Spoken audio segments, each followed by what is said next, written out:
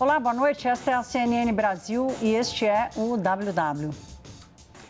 Nós já contamos em anos o tempo da deterioração na relação entre os poderes em Brasília. A novidade agora é a crise dentro dos poderes, numa escala inédita. O motim da oposição no Congresso Nacional escancarou uma desordem política que tem desdobramentos temerosos. Um deles já está acontecendo. A Câmara iniciou um processo protocolar para punir os deputados que participaram da invasão ao plenário. Enquanto isso, os projetos da oposição vão ser colocados em votação. São propostas que blindam os parlamentares da Justiça para que eles escapem do alcance do STF, incluindo o ex-presidente Jair Bolsonaro. O motim também evidencia a falta de uma liderança capaz de discutir os temas nacionais no parlamento. Por exemplo, o que nós vamos fazer diante do desafio de enormes proporções, que é a relação do Brasil com os Estados Unidos de Donald Trump. Com este episódio no Congresso Nacional, quem precisa de ajuda para desequilibrar o Brasil? Nessa edição, nós vamos falar também da decisão de Israel de ocupar a faixa de Gaza.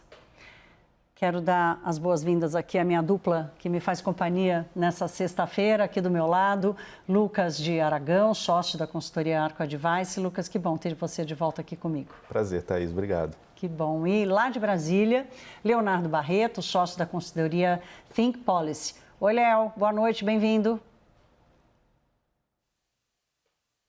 Não sei se a gente, aqui no estúdio, eu não consegui ouvir o Léo, mas a gente vai acertar o áudio dele. Enquanto isso, porque a gente começa essa edição do WW falando desse motim, depois dessa confusão na Câmara dos Deputados, o PL, que é o maior partido da oposição, diz que conseguiu um acordo com o Centrão pelas pautas anti-STF, que poderiam, inclusive, beneficiar o ex-presidente Bolsonaro. Nós vamos a Brasília agora com a nossa repórter Luciana Amaral, que está acompanhando essa movimentação desde cedo. Boa noite, Luciana. Oi, Thaís. Muito boa noite a você, a todos que nos acompanham aqui no WW. A oposição termina essa semana extremamente tumultuada aqui em Brasília, contando com um trunfo. É o desenho de um acordo feito pelo PL e pelo Partido Novo, com grandes siglas do Centrão. Entre elas, por exemplo, PP, União Brasil e PSD. Isso para o andamento de pelo menos 3 pautas. Quais são elas? Primeiro, a anistia aos envolvidos na suposta tentativa de golpe de Estado, que poderia beneficiar diretamente o ex-presidente Jair Bolsonaro. Tem também a questão do fim do foro privilegiado. E isso faria com que parlamentares e outros políticos saíssem da análise direta do Supremo Tribunal Federal. Seria uma maneira de escaparem do Supremo. Não tem ainda um texto fechado, mas uma possibilidade que está no radar é que os parlamentares passem a ser julgados primeiro pelos TRFs e depois, então, pelo STJ. Já a terceira pauta é que no Congresso eles estão chamando de PEC das prerrogativas parlamentares. É uma proposta que prevê a necessidade do aval do Congresso para abertura de ações penais contra parlamentares. A prisão de um deputado ou de um senador também só poderia ser em flagrante e por crime inafiançável. Isso só um exemplo. A gente lembra que muitas arestas ainda precisam ser acertadas. Os próprios líderes desses partidos do Centrão não cravam que eles vão apoiar exatamente essas pautas, mas há uma sinalização de que essas pautas podem sim ser discutidas, é o que vai ser levado para a próxima reunião de líderes na próxima semana. Agora, dessas pautas, a oposição considera ser mais fácil tocar o fim do foro privilegiado, ter mais o apoio do Centrão nessa pauta, justamente porque ela abrange aspectos que atendem a muitos requisitos, a muitas vontades do próprio Centrão. E vale destacar também que o fim da ocupação do plenário da Câmara só aconteceu depois de uma intervenção do ex-presidente da Câmara, Arthur Lira, ele que também é padrinho político do Hugo Mota, um acordo que foi costurado ali entre ele, líderes do Centrão, e que, de certa maneira, tirou Mota do caminho. Lira também, que é o relator do projeto da isenção do imposto de renda, principal pauta e vitrine do governo para 2026, Thaís. Luciana, a gente já sabe como vai acontecer o processo de punição, a lista de denunciados, o que esperar efetivamente, se isso vai acontecer? Olha, Thaís, já tem uma lista de uma série de denúncias feitas contra parlamentares envolvidos, então, na ocupação do plenário da Câmara dos Deputados. Essas denúncias foram, então, encaminhadas hoje para a Corregedoria da Casa, para a Corregedoria da Câmara dos Deputados. O corregedor vai fazer um parecer, isso vai voltar para a mesa diretora e, em último caso, cabe ao Hugo Mota, presidente da Câmara, analisar e ver se encaminha os casos ou não para o Conselho de Ética. Então, são vários nomes, 14 ao todo, a grande maioria do PL, mas também tem um deputado do PP e do Novo. Entre os nomes mais conhecidos, Bia Kicis, Marcel Van Hatten e também Nicolas Ferreira. Mesmo assim, mesmo diante dessas possíveis punições, o levante da oposição evidenciou a força da articulação dos bolsonaristas dentro da Câmara. Incendeia ainda mais essa fogueira e é uma realidade que agora começa também a ameaçar a pauta do governo dentro do Congresso Nacional. Vamos entender com mais detalhes nessa reportagem que preparamos. Se esse pacote anti-STF andar, a oposição se compromete a não atrapalhar a tramitação do projeto da isenção do imposto de renda para quem ganha até R$5.000. A isenção é uma das principais vitrines do governo Lula para as eleições do ano que vem. Diante da pressão para o impeachment de Alexandre de Moraes, o presidente Lula diz que o ministro garante a democracia no Brasil. Ele ainda defendeu que os parlamentares que ocuparam as mesas diretoras da Câmara e do Senado percam os mandatos. Quem deveria ter o impeachment são esses deputados e senadores que ficam tentando fazer greve para não permitir que funcione a Câmara e o Senado. Nesta sexta-feira, a mesa diretora da Câmara encaminhou para a Corregedoria da Casa denúncias contra os deputados que ocuparam o plenário por 2 dias, impedindo as sessões. Podemos concordar com o que aconteceu, até porque nós temos que ser pedagógicos nessa situação. Há quem acredite que a intervenção de Arthur Lira e as imagens da dificuldade de Mota até de chegar à cadeira da presidência da casa acabam desmoralizando o político. A avaliação de lideranças na Câmara é de que Hugo Mota sai fragilizado de toda a movimentação. No entanto, os líderes lembram que o Mota tem um perfil conciliador. Por isso, as próximas semanas vão ser decisivas para os trabalhos do segundo semestre e para ver se Mota realmente se enfraqueceu. O líder do PL na Câmara, Sóstenes Cavalcante, chegou a pedir perdão a Mota. Ele alegou que não agiu de forma correta. Mesmo assim, defendeu os colegas de qualquer punição. Para alguns deputados, a fala foi vista como uma maneira de o PL não queimar pontes com Mota e não minar as possibilidades de pautar as matérias de interesse. A semana que vem deve ser de crise interna no Congresso, motivada pelos embates bolsonaristas com o STF e Alexandre de Moraes. A CNN apurou que Eduardo Bolsonaro e Paulo Figueiredo foram chamados pelo governo Trump para uma reunião na próxima quarta-feira em Washington. Olha, vamos fazer o seguinte, vamos começar a análise de hoje recebendo aqui primeiro o professor e jurista Gustavo Sampaio, ele que é professor de Direito Constitucional da Universidade Federal Fluminense. Professor, a gente lhe recebe aqui nesse início do WW para a gente abrir a análise querendo entender qual é o fundamento jurídico ou constitucional para essa mudança de foro privilegiado que querem os deputados, que querem os parlamentares de oposição. Tem fundamento essa mudança do jeito que ela está sendo proposta? Boa noite, obrigada por estar conosco. Boa noite, Thaís, boa noite, Lucas, boa noite a todos os assinantes. Fundamento jurídico não tem, é uma escolha política, Thaís. Trata-se aqui de escolha política desde a Constituição de 1891, que foi a primeira Constituição do Brasil República, que nós temos tido hipóteses de foro por prerrogativa de função no texto da Carta da República. E isso foi passando de Constituição em Constituição. Realmente, a Constituição de 1988, ela alargou apoteoticamente as hipóteses de prerrogativa de foro no nosso sistema constitucional. E prerrogativa de foro não quer dizer que a autoridade seja julgada apenas no Supremo, não. Ela não é julgada em primeira instância, ela é julgada em um tribunal. Pode ser um tribunal regional federal, um tribunal de justiça. Governadores, por exemplo, são julgados no Superior Tribunal de Justiça. Mas a nossa Constituição estabeleceu que o presidente da República, deputados federais, senadores, o Procurador-Geral da República, ministros do próprio Supremo Tribunal Federal, ministros dos tribunais superiores, do Tribunal de Contas da União, ministros de Estado, Thaís, e os chefes de missão diplomática de caráter permanente, esses todos são julgados no Supremo Tribunal Federal em prerrogativa de foro. O fundamento jurídico da prerrogativa existe, esse sim.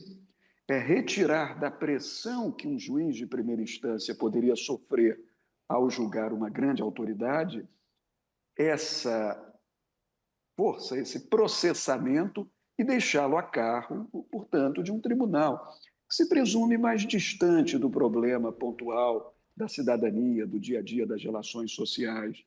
Esse é o fundamento jurídico da prerrogativa de foro. Agora, a sua pergunta foi no sentido contrário. Há sentido jurídico em abolir a prerrogativa de foro? No meu entendimento, não. O que eles querem, na verdade, é fugir do que se considera hoje uma zona de condenações sucessivas criminais que se tornou o Supremo Tribunal Federal, Thaís. Era exatamente esse ponto que eu queria pegar com o senhor, porque o que eles querem, na verdade, não é ficar à disposição ou à exposição da primeira instância, né? Eles querem estabelecer ali um limite da redução do foro, né? Inclusive para sua proteção, ficando ali entre o TRF e o Superior Tribunal de Justiça. Essa fórmula amenizaria isso? Quer dizer, caberia esse debate? Quando se diz que o Supremo Tribunal Federal é uma corte constitucional e deve se ocupar mais disso, e que ele tem outras tarefas, como a de julgar os recursos extraordinários, aí sim, nesse caso, faz sentido dizer que é melhor transferir a prerrogativa de foro de deputados e senadores para os tribunais regionais federais.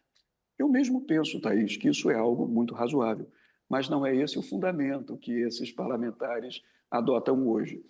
E é importante dizer o seguinte: existe uma PEC que tramita desde 2017, que parou em 2019, que extingue o foro por prerrogativa de função por completo, exceto para o presidente da República, o presidente da Câmara, o presidente do Senado, o presidente do Supremo Tribunal e o Procurador-Geral da República. Retira a prerrogativa de foro de mais de 50 mil autoridades no Brasil, deixando que todos sejam julgados em primeira instância. Essa PEC foi aprovada em 2 turnos no Senado, 1 turno na Câmara, e estacionou. Mas ela não interessa ao grupo desses parlamentares, porque ela mantém o presidente da República a ser julgado pelo Supremo Tribunal Federal. Também se quer abolir isso. Mas veja, para concluir, Thaís, esses parlamentares também não querem, nessa nova proposta que apresentam, não nessa PEC que eu mencionei, serem julgados nas varas federais e estaduais de primeira instância. Então, eles estão buscando estabelecer prerrogativa de foro nos tribunais regionais federais, que são os tribunais de segunda instância da Justiça Federal Comum, com uma possibilidade de recurso ao Superior Tribunal de Justiça, não ao Supremo Tribunal, para garantir um duplo grau de jurisdição. Só é importante, por fim, lembrar o seguinte, Thaís, que na prerrogativa de foro, mesmo quem é julgado em TRF, ou no STJ, ou em TJ, te dou um exemplo, juiz de direito, quando acusado de crime, é processado e julgado em Tribunal de Justiça.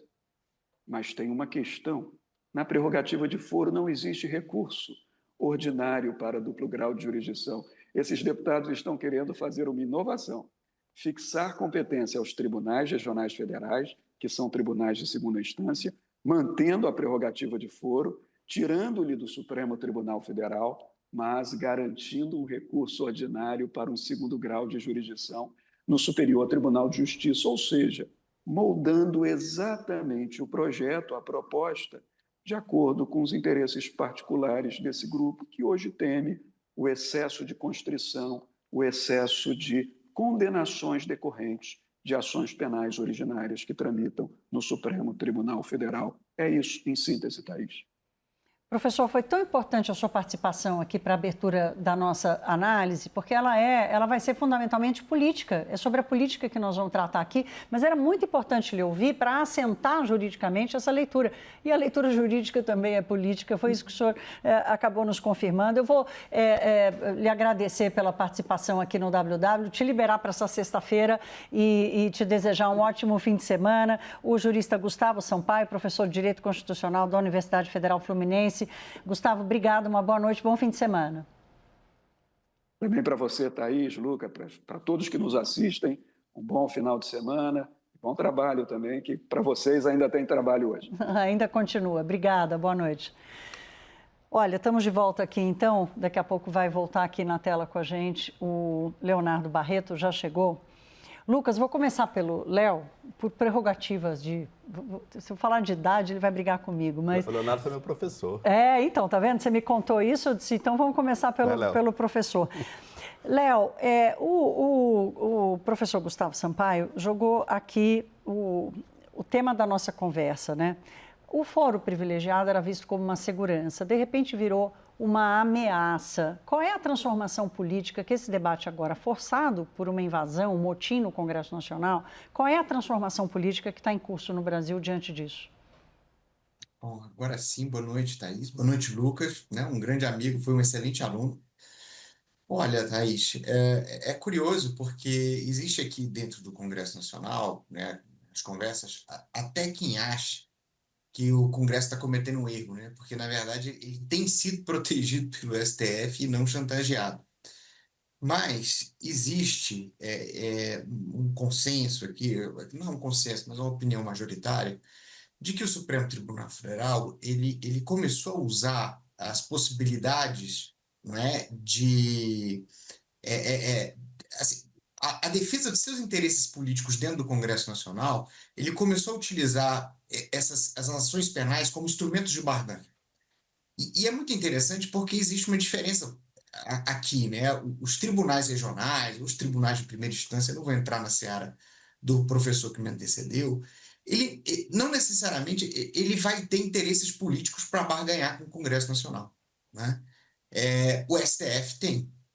A gente tem propostas no STF de mudança de formatação, né, de como as decisões são feitas, processos de impeachment que podem ser abertos, a gente tem uma série de debates. Aliás, o STF ele tem se tornado cada vez mais presente no debate político.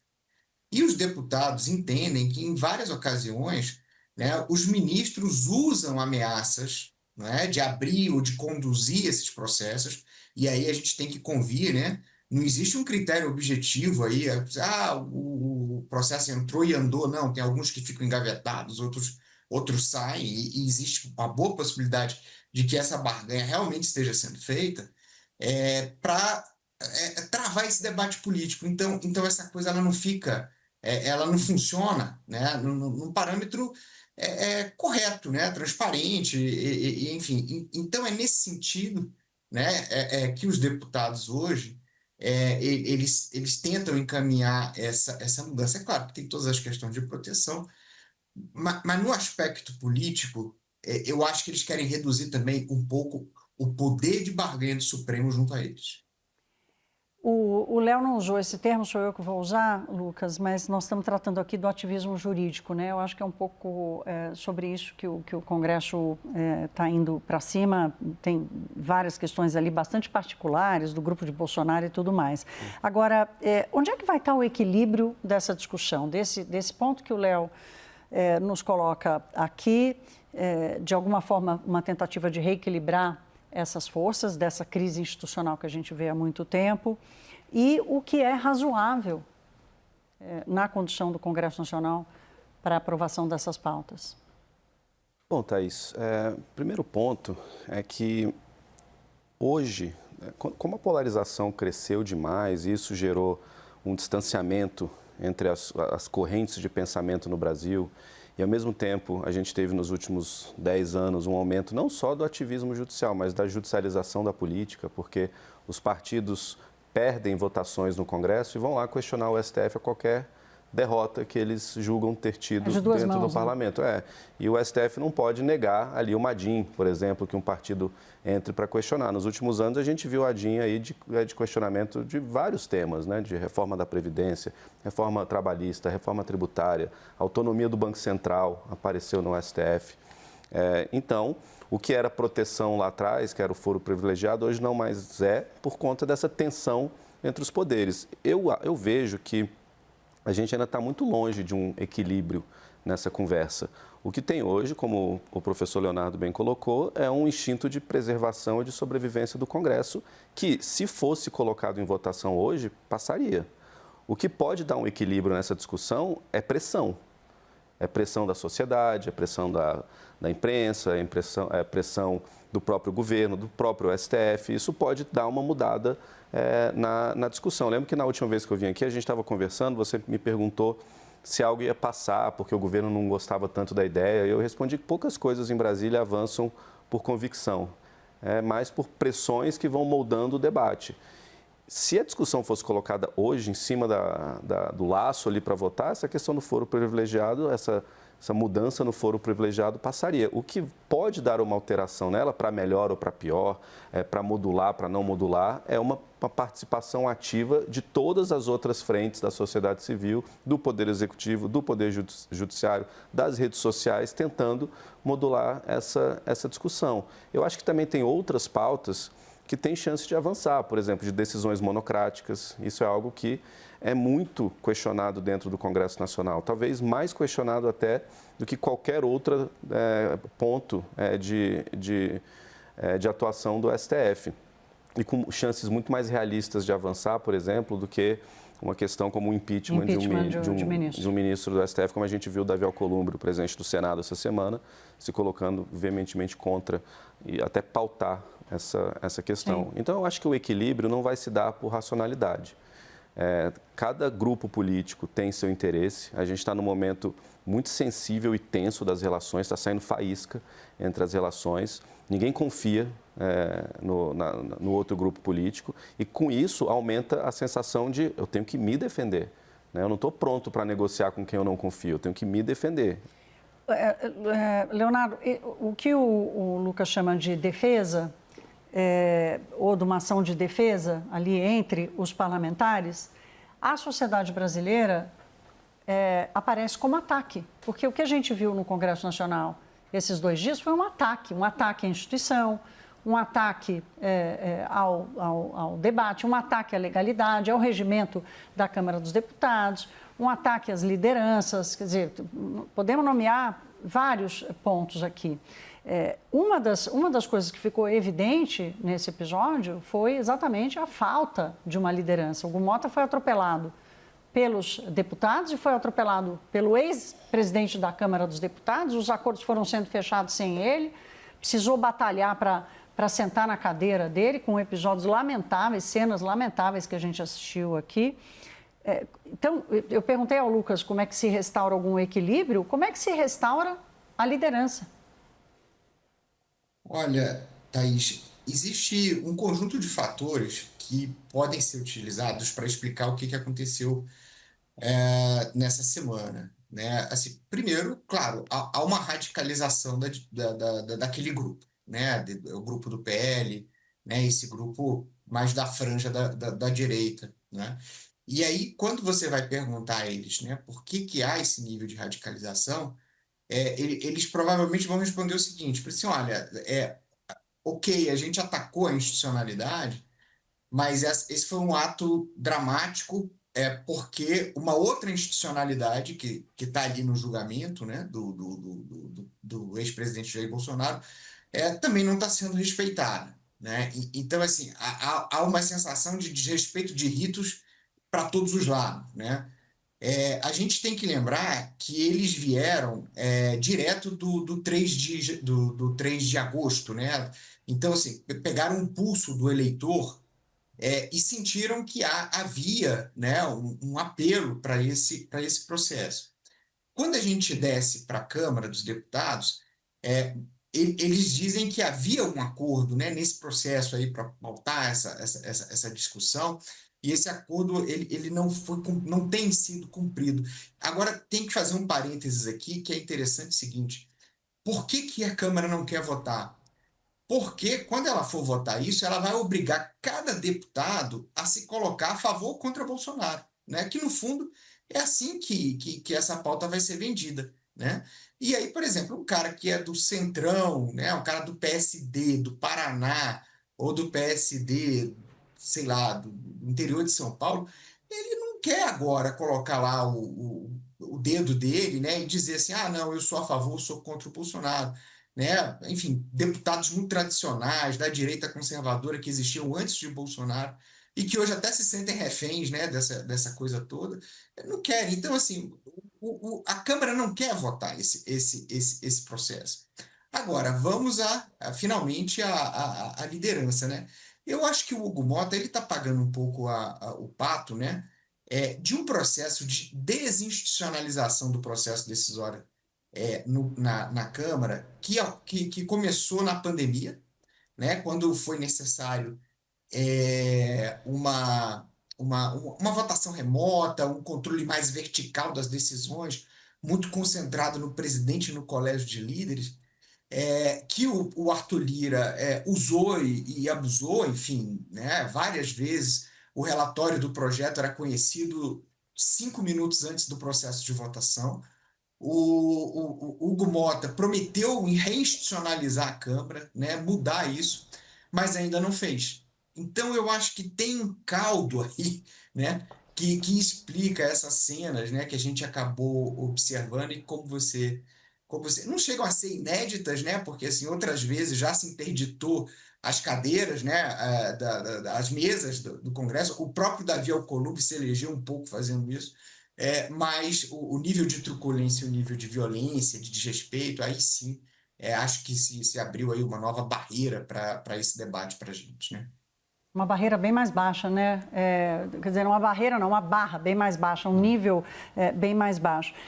O Léo fala de uma relação que a gente está vendo se deteriorar, eu não sei se deteriorar é o verbo, mas de uma relação que está passando por uma mudança, que é o papel do Centrão nessa discussão toda. De um jeito ou de outro, o Centrão foi se moldando e foi conseguindo navegar entre os extremos, né? Como é que fica esse papel agora? O governo, por exemplo, o presidente Lula está chamando a turma do Centrão para conversar. Nós vamos assistir a uma remodelagem dessa relação? Thaís, o primeiro ponto o Centrão ele tem muito desconforto em falar sobre essas pautas, né? Anistia, impeachment de ministro, porque não é do ethos dele. E também porque os partidos de Centrão, eles têm que navegar essa hipocrisia da polarização política, né? Então, tem gente do PSD que é do governo, tem gente do PSD que é da oposição, tem gente do Republicanos que é do governo, que é da oposição. E assim toca o barco. Então, eles não querem entrar nessa bola dividida, como o Leonardo disse. Ao mesmo tempo, o Lula, que se distanciou do Centrão nas suas últimas mudanças ministeriais, né? Por exemplo, teve ali uma abertura para trazer um ministro do Centrão para a sua Secretaria de Relações Institucionais, escolheu a ministra Gleisi, então deputada federal, para tocar essa pauta de negociação com o Congresso. Também não abriu mais espaço para os partidos do Centrão na última reforma ministerial, como era discutido. Agora, eu vejo que o Centrão, ele prefere ainda se distanciar do governo caso a oposição se organize fora do núcleo do Jair Bolsonaro, de um filho ou da esposa, Michele. E qual a probabilidade disso acontecer hoje, Lucas? Não tem como saber, Thaís. As discussões estão sendo feitas. Eu acho que não é irreal a gente pensar, por exemplo, numa convergência lá na frente em torno do nome do Tarcísio, mas não vai acontecer agora, porque o mercado e quem está nos assistindo, o setor produtivo, enfim, eles ficam muito ansiosos com uma decisão política logo, só que ela não tem por que acontecer agora. Quando você fala com os grandes presidentes dos partidos, eles não estão muito preocupados em quem vai ser o próximo presidente do Brasil. A gente está, a sociedade está. Não deveria, porque nós estamos há mais de um ano da eleição. Tudo bem. Mas a preocupação que a gente vê no setor produtivo, no mercado financeiro em relação à eleição, ainda não é tão forte dentro dos partidos de centro, que eles têm mais com o que se preocupar, com a formatação dos próprios partidos. Então, a gente não vai ter uma decisão agora de uma candidatura da centro-direita, isso vai acontecer para o ano que vem, né, para janeiro, fevereiro, março. E com esse tempo que a oposição fica cometendo esses erros, que são percebidos de forma negativa pela sociedade civil, como, por exemplo, entrar no Congresso Nacional, aquele motim no plenário, ou, por exemplo, a atuação do Eduardo Bolsonaro em Washington, que é vista de maneira negativa por boa parte da população, segundo as últimas pesquisas, o Lula vai vendo uma abertura para entrar junto ao Centrão e tentar trazê-los novamente. Agora, o Centrão não está pronto para reatar esse relacionamento. Então, eu acho que o Centrão vai continuar muito à deriva, tentando não votar e não entrar nessas pautas muito divididas, só que, alguma hora, o debate fica inevitável. Em algum momento, o presidente Hugo Motta da Câmara, que, só para fazer um pequeno comentário em cima do que o professor Leonardo disse, ele tentou restabelecer algumas coisas, até fez, né? Por exemplo, se a gente pega o regimes de urgência, projetos de regime de urgência votados no ano do Lira e nesse primeiro ano do Hugo Motta, caiu mais pela metade. Ele está prestigiando muito as comissões. A gente teve uma queda gigantesca do número de pedidos de regime de urgência para votar logo em plenário na gestão Hugo Motta. Agora, o Hugo talvez seja ser presidente de poder hoje no Brasil é um péssimo negócio, né? E o Hugo está com a pauta mais indigesta dos últimos anos de presidência da Câmara, né? O Arthur Lira não teve que lidar com anistia, tarifaço, prisão domiciliar do Bolsonaro, a polarização da sociedade chegando dentro do Congresso, que isso foi uma coisa que sempre diferenciou um pouco o Congresso. A gente tinha uma polarização muito forte, só que o Congresso evitava votar as pautas. A gente pode chegar agora num momento divisor de águas, onde o Congresso seja forçado a discutir talvez o projeto mais polarizante do país, que é a anistia. Anistia. Centrão não quer, mas às vezes a pressão chega. Vai se impor. Meninos, eu tenho aqui mais 3 minutinhos e eu vou fazer uma pergunta para os dois. Peço só para vocês serem concisos para a gente conseguir ouvir vocês dois. Eu quero ouvi-los sobre como é que você está enxergando a pauta de votações. Tem alguma expectativa para projetos importantes? Assim, como é que o Congresso atua para o Brasil e não em seu próprio favor? Léo? Olha, eu acho que o Congresso, em relação a essa crise institucional, ele vai jogar parado por enquanto. Tá? Eu acho que ele vai deixar o governo se desgastar com o Trump, né? Com essas questões ligadas ao julgamento, e vai deixar o STF se virar um pouco com a questão das críticas, do problema do julgamento, né? Então, assim, ele vai jogar parado. Hoje é uma posição vantajosa para ele, né? E vai tentar esfriar um pouco o clima para votar as duas principais pautas desse ano, que são o orçamento e o imposto de renda, né? Que do ponto de vista político eleitoral são as questões que mais mobilizam o Congresso.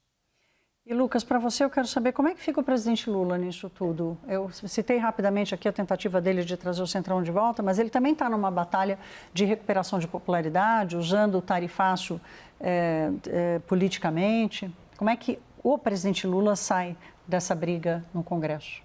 Bom, ele tem talvez duas pautas que são eleitoralmente muito relevantes para ele, né? Ele tem, por exemplo, a reforma do IR, que tem que passar esse ano, idealmente, para poder valer no ano que vem, claro, de maneira conjunta, né? Porque você dá a isenção, pode valer imediatamente, mas o projeto aumenta também algumas faixas que só pode valer no ano seguinte. Então, para ter um casamento de contas ali, seria o ideal passar esse ano para já valer em 2026. Tem algumas medidas provisórias relevantes, a do setor elétrico é importante, né? Porque para o governo, porque aumenta ali a isenção de algumas faixas para não pagar a conta de luz. Tem MP 1303, que trata das questões de aumento de arrecadação, depois tributação dos investimentos. Do IOF, né? Depois daquela discussão do IOF.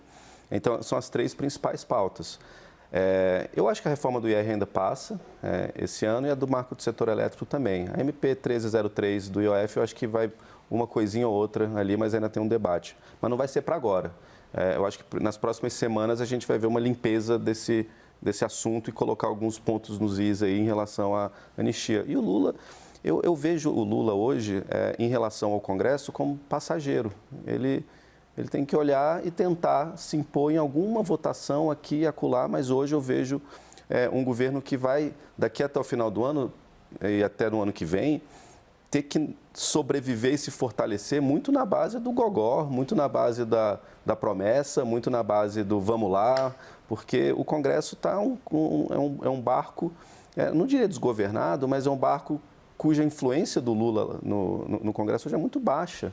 Né? As lideranças vão fazer as pautas que querem, vão pautar o que quiserem. A gente tem uma independência hoje muito maior e o governo não tem uma moeda de troca tão grande para tentar forçar uma pauta a andar ou não. Então, eu acho que o Lula vai tirar o pé nas negociações com o Congresso em várias frentes, vai deixar os assuntos tentarem se resolver de maneira natural e, se tiver um espaço, tentar se aproximar do centrão, que eu não vejo ainda como algo que vai acontecer. Muito bom. Bom debate com vocês dois. Obrigada, Leonardo Barreto, sócio da consultoria Think Tank, falou conosco de Brasília, e o Lucas Jaragão, sócio da Arco Advice, aqui no estúdio em São Paulo comigo. Obrigada aos dois. Bom fim de semana. Obrigada pela parceria de sempre. Obrigado, Thaís. Foi um prazer. A gente vai fazer um intervalo. Na volta a gente muda de assunto. Nós vamos falar da decisão do Gabinete de Segurança de Israel, que aprovou a ocupação total de Gaza. A gente volta já.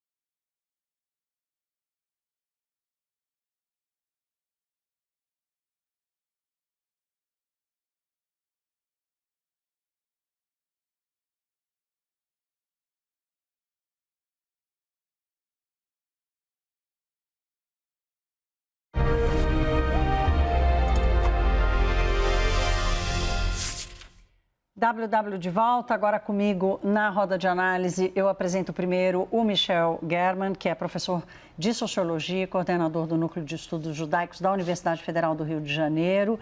Boa noite, professor. Obrigada por estar conosco. Boa noite, obrigado por me convidarem. E o nosso Lorival Santana, parceiro de sempre. Ei, querido. Vamos lá, nós vamos tratar de um assunto super importante que surgiu no final dessa semana. O Gabinete de Segurança de Israel aprovou a ocupação total da faixa de Gaza. E a liderança do mundo todo condenou essa decisão. Vamos ver na reportagem. Imagens de redes sociais mostram o bombardeio a um prédio em Gaza, horas depois de o Gabinete de Israel aprovar o plano de tomar o enclave palestino. A decisão causou revolta na comunidade internacional. A Alemanha suspendeu a venda de armas para Israel. Já o Egito e a Turquia acusaram o governo de Benjamin Netanyahu de genocídio. E a Austrália afirmou que o movimento piora a catástrofe humanitária em Gaza. Horas depois, Netanyahu negou que o plano seja assumir a governança do território e argumentou que o objetivo é erradicar a autoridade do Hamas sobre Gaza, implementando um governo com o apoio dos países árabes. Começou a circular nesta sexta-feira um vídeo em que uma varanda desaba, com dezenas de palestinos que tentavam alcançar uma carga de ajuda humanitária. Enquanto isso, famílias dos reféns do Hamas que seguem em Gaza demonstram preocupação sobre o plano de avançar sobre o território palestino. The humanitarian crisis in Gaza was the hunger that is going on there, the suffering of my family as well as 49 other families. We need to put an end to it. Na ONU, o representante da autoridade palestina criticou o plano aprovado pela coalizão de Benjamin Netanyahu. The fastest way to freedom is to stop this war. Professor Michel, para quem que Israel vai entregar Gaza depois de ocupá-la? Bom, mais uma vez, boa noite. Essa é a grande questão, né? Se a gente faz um levantamento das intenções do governo de Israel desde o início da guerra, né, logo depois do ataque do 7 de outubro, até hoje, essa é a pergunta que não foi respondida, né? Essa pergunta não foi respondida porque, na verdade, ela tem uma resposta certa, que é para a Autoridade Nacional Palestina.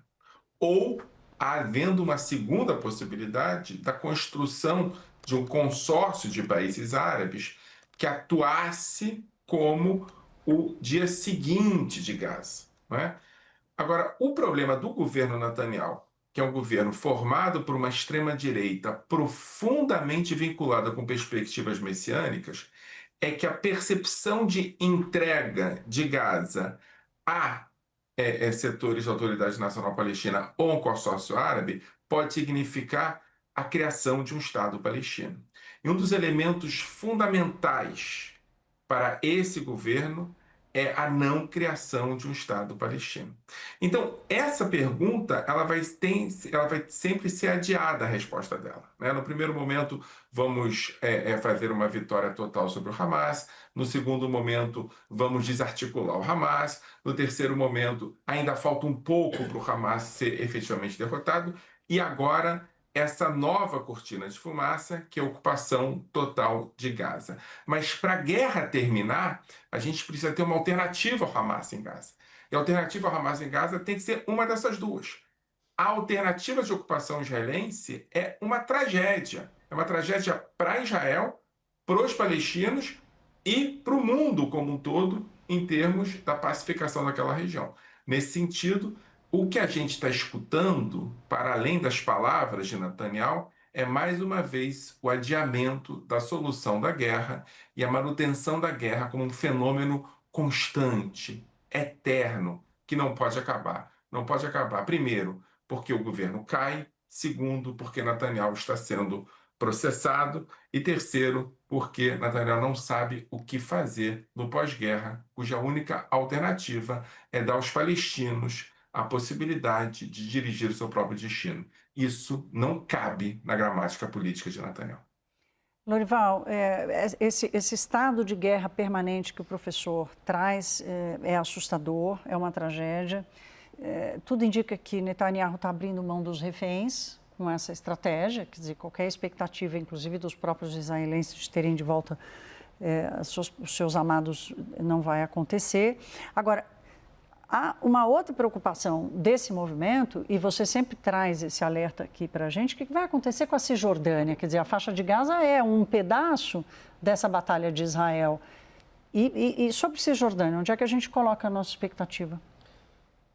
Sim, ao mesmo tempo, Israel está deslocando, já deslocou, o último dado que eu vi eram 80 mil palestinos que tinham sido deslocados de suas casas do norte da Cisjordânia, né? E segue adiante aquela colonização ilegal da Cisjordânia, expansão dos assentamentos judaicos e, além disso, a conformação de um discurso dentro do governo israelense de querer deixar para trás qualquer possibilidade de reconhecimento da própria autoridade palestina, né? O Netanyahu, na entrevista que ele deu à Fox News, em que ele anunciou que ocuparia a faixa de Gaza para que depois forças árabes tomassem ali o poder, ele disse que é preciso corrigir o erro dos acordos de Oslo, que em 1993, né, Yitzhak Rabin, Shimon Peres e Yasser Arafat assinaram ali um acordo que levou ao reconhecimento de Israel e da autoridade palestina, né, e a volta de Arafat do exílio. Bom, o que aconteceu em 1995, em novembro de 95, um radical chamado Yigal Amir matou o Yitzhak Rabin por causa disso, porque ele era contra a entrega dos territórios para os palestinos. Ora, ele tinha um discurso exatamente igual ao que têm os ministros do Netanyahu, que era um discurso, na época, 30 anos atrás, totalmente franja, né, totalmente extremista e não considerado importante, não era mainstream. Hoje é o discurso do governo israelense. E o Netanyahu mesmo, é muito recente a adesão dele a esse discurso total de retirada dos palestinos, de tomar conta desses territórios. Ele provavelmente sempre teve essa intenção, mas assumir isso publicamente foi o Donald Trump que normalizou isso para ele. E aí o Itamar Ben-Gvir, ministro da Segurança Nacional, e o Bezalel Smotrich, ministro das Finanças, cujas bases eleitorais são esses colonos judeus da Cisjordânia, eles passam a pressionar o Netanyahu a aderir a essa noção de expulsão dos palestinos adotada pelo Donald Trump. Então, realmente, em poucos meses, né, houve uma evolução, ou poderia dizer uma involução brutal no debate dentro da política israelense. É claro que na sociedade israelense continua havendo uma enorme rejeição a essas teses. Professor, quem está rejeitando muito essa tese é a Europa. A Alemanha hoje faz esse anúncio de que não vai mais fornecer armas a Israel. Outros países europeus, outras lideranças europeias dizendo que reconhecem a criação de um Estado palestino. Quer dizer, o conflito ele se espalha e o senhor chama atenção para isso quando diz que é uma tragédia não só para Israel e para os palestinos, mas também para o mundo todo. O que o senhor espera? Como é que isso vai desarranjar algum equilíbrio na relação entre as nações? Que tipo de pressão Netanyahu pode ainda sofrer internacionalmente? Lembrando o que o Lorival acabou de colocar aqui, que Donald Trump acabou permitindo que Netanyahu fizesse isso. Antes, se me permite, só uma questão quase anedotal. Lorival está contando das relações entre a extrema-direita e o atual governo de Israel. Ben-Gvir, quando era um jovem militante de extrema-direita, ele aparece num vídeo famoso pegando o símbolo do carro de Yitzhak Rabin e dizendo: pegamos o símbolo, o próximo será o primeiro-ministro. É esse o ministro que hoje está no governo de Netanyahu. Um jovem militante que continuou na militância de extrema-direita, não que ele reavaliou isso, e que hoje é ministro da Segurança Interna de Israel. Eu acho que essa situação nos deixa, sobre a sua pergunta, nos deixa numa situação bastante interessante. Porque, por um lado, o que Netanyahu está produzindo, e aí a pergunta é se foi a posse de Trump ou se esse processo de construção de uma perspectiva mais reacionária, mais de extrema-direita, mais expansionista, já estava constituída no governo de Netanyahu, mesmo antes de 7 de outubro. Né? Porque o que a gente percebia é que antes de 7 de outubro havia uma expansão nos territórios palestinos da Cisjordânia, a constituição de novas colônias e, efetivamente, um certo descontrole dos colonos que lá estavam. A situação só piora depois de 7 de outubro na Cisjordânia. Você tem um avanço da colonização, você tem um avanço da violência dos colonos contra palestinos e uma perda da governabilidade dentro da Cisjordânia. Né? A situação hoje na Cisjordânia é muito grave. Né? Ela está no limite da explosão efetiva. Né? Por outro lado, Gaza é uma guerra que não termina. Né? E ela é uma guerra que não termina e que aumenta de fase. Ela vai acelerando a fase. A questão dos reféns é muito importante, porque efetivamente o discurso sobre a ocupação, né, não só a prática da ocupação de Gaza, da reocupação de Gaza, o discurso de reocupação coloca efetivamente as vidas dos reféns em risco. E alguns porta-vozes informais de Netanyahu já estão deixando claro que essa é efetivamente a intenção do governo, deixar de lado os reféns sequestrados. Né? Agora, por outro lado, o que Netanyahu está produzindo é uma aceleração da dimensão de que o Estado palestino é fundamental. Né? Você tem países avançando algumas casas nos discursos tradicionais, tem países apontando para a necessidade efetiva de um Estado palestino.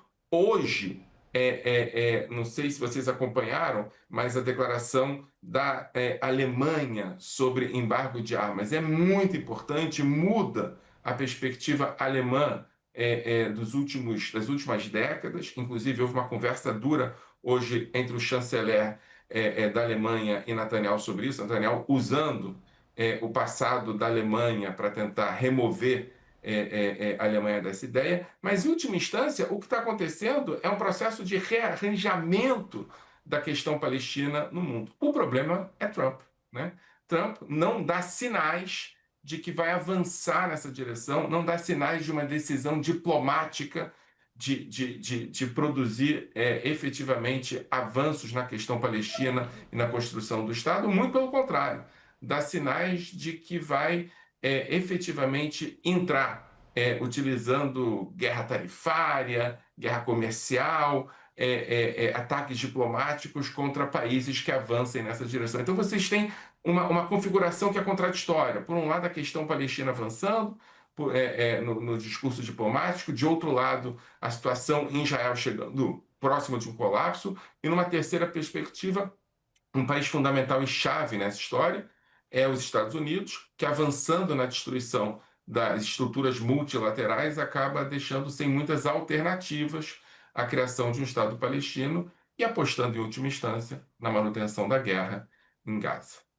Lorival, e o equilíbrio na região? Porque Israel, junto com o conflito em Gaza, desmantelou o Hezbollah, desmantelou o Irã, diminuiu as forças dos Houthis. A Síria não é mais de Bashar al-Assad. Então, quanto esse desequilíbrio gera de ameaça para a região? Sem dúvida, Israel ganhou muito poder político desde o início dessa crise dos atentados do Hamas em outubro de 23. Se desfez ali aquele arco chamado arco de resistência, eixo de resistência, que ia do Irã até o Líbano, né? Com a queda do Bashar al-Assad na Síria, com, como você disse, um forte desmantelamento militar do Hezbollah, que levou ao enfraquecimento político do Hezbollah no Líbano. E isso foi fortemente possibilitado pela ajuda americana, desde o governo Biden, os Estados Unidos, desde outubro de 23, deram 22 bilhões de dólares em ajuda militar para Israel.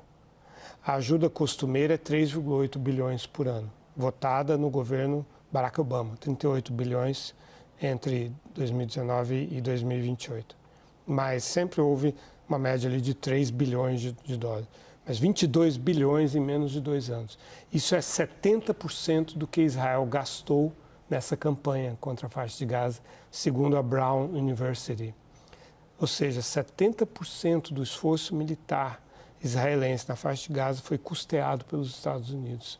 E não é só o de Trump, é o de Biden também. A visão americana sobre a questão israelense, ela é muito peculiar. Há uma identificação muito forte do ethos americano com o ethos, inclusive do colono judeu na Cisjordânia, por razões históricas, a forma como eles foram cercados no Álamo pelos mexicanos, essa sensação de cerco de uma população nativa hostil. Tudo isso está muito dentro do imaginário americano e existem outras razões também de ordem religiosa, né, dos protestantes, dos batistas, dos evangélicos, com relação à visão sobre o judaísmo, sobre o templo lá de Davi, etc. Então, eu acho que os Estados Unidos não vão, e mesmo com uma eventual mudança de governo, de retirar esse apoio a Israel. E acho que a declaração de um Estado palestino se torna inócua nesse contexto, porque não tem território. Né? O território está todo fragmentado dentro da Cisjordânia e também, além do problema crônico da divisão, né, entre a Cisjordânia e a faixa de Gaza, está o Estado de Israel também. Professor German, eu tenho 1 minuto, vou ter que contar com o seu poder de síntese, mas eu não queria deixar de falar sobre a questão, sobre a crise humanitária. Deixou de ser uma crise, é um colapso humanitário que está acontecendo lá. Qual o poder ou a possibilidade de alguma intervenção nesse ponto específico?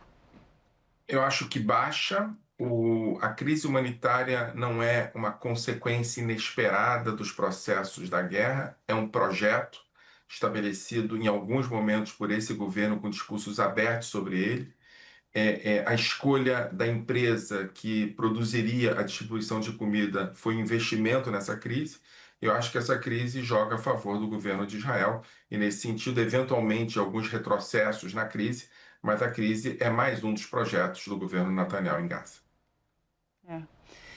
Infelizmente. Eu quero agradecer o professor, historiador Michel German, professor de Sociologia e coordenador do Núcleo de Estudos Judaicos da Universidade Federal do Rio de Janeiro. Professor, muito obrigada pela sua presença conosco aqui. Eu que agradeço. E ao Lorival Santana, parceiro de sempre. Bom fim de semana, meu querido, para você. E para vocês que ficaram com a gente. Dia dos Pais, parabéns. Não sei se o professor tem filhos, mas já deixo o meu. Tem, pronto. Então, feliz Dia dos Pais para vocês e para você, se for pai, estiver assistindo com a gente. Te desejo um bom fim de semana, um bom domingo.